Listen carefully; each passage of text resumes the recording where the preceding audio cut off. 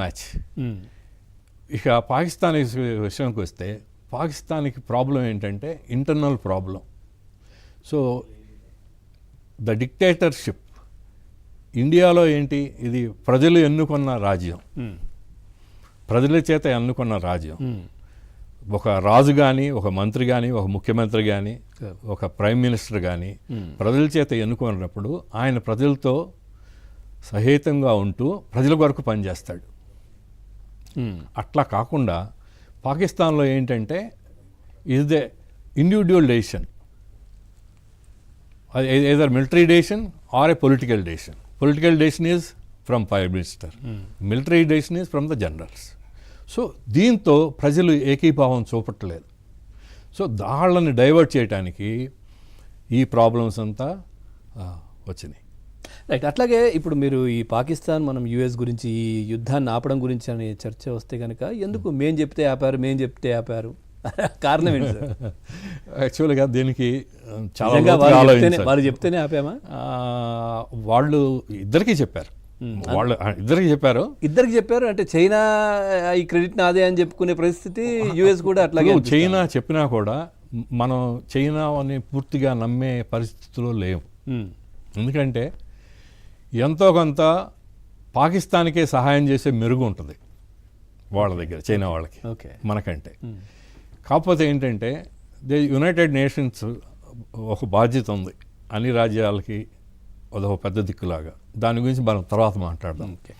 తర్వాత మీరు ఒక పాయింట్ అడిగారు కనుక, ఇప్పుడు వాళ్ళ యుద్ధాన్ని వాళ్ళే ఎందుకు ఆపారన్నప్పుడు, మీరు మొదటి నుంచి చూస్తూ ఉన్నప్పుడు అమెరికన్ వైస్ ప్రెసిడెంట్ ఇండియా వచ్చినప్పుడు కూడా ఈ దాడి జరిగింది.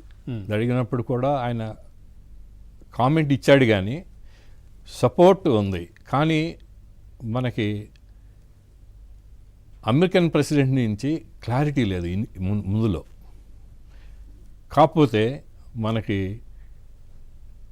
ఇరాన్, చైనా, అమెరికా, రష్యా వీళ్ళందరూ మనకి నచ్చజెప్పారు, ఇద్దరికీ నచ్చజెప్పారు. మీరు సహోద్యగా మీరు మాట్లాడి across the table you sort out the issue. అదొకటి చెప్పారు సార్. గతంలో ఎప్పుడు యుద్ధాలు ఇప్పటివరకు 4 సార్లు ఇట్లాంటి పరిస్థితులు వచ్చినప్పుడు కూడా అన్ని వేళ్ళు కూడా భారత్ వైపే చూపించాయి.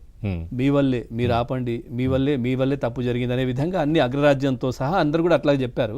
కానీ ఇప్పుడు అట్లాంటి పరిస్థితి లేదు. ఎందుకు అట్లాంటి పరిస్థితి ఎందుకు లేదంటే, over the years Bharat has established, India has established it's might.